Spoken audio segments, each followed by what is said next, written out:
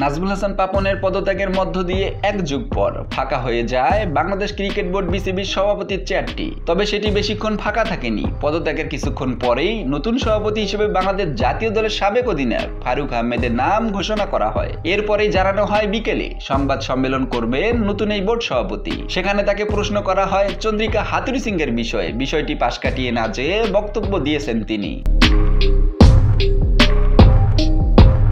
হাথুরুসিংহের ভবিষ্যৎ নিয়ে সাংবাদিকদের নতুন এই সভাপতি বলেন, আমি আসলে জানি না তার চুক্তি কতদিন, তবে আমি আমার আগের অবস্থানেই আছি। হাথুরুসিংহের বিদায় চাই। যেহেতু আমি দায়িত্ব পেয়েছি, এখন তার বিকল্প খুঁজবো। তার চাইতে বেটার কিংবা কাছাকাছি মানের কাউকে পাওয়া যায় কিনা। তিনি আরো বলেন, এরপর বাকিদের সঙ্গে আলাপ করব। সিইও আছেন, আগে যারা কাজ করেছেন তাদের সঙ্গে কথা বলবো, তারপরে সিদ্ধান্ত। আসলে আমি এই অবস্থান থেকে এখনো সরিনি। উল্লেখ্য যে বিসিবির সভাপতি হিসেবে মনোনীত হওয়ার আগেই বাংলাদেশ দলের প্রধান কোচ চন্দ্রিকা হাথুরুসিংহকে নিয়ে কড়া মন্তব্য করেছিলেন ফারুক আহমেদ।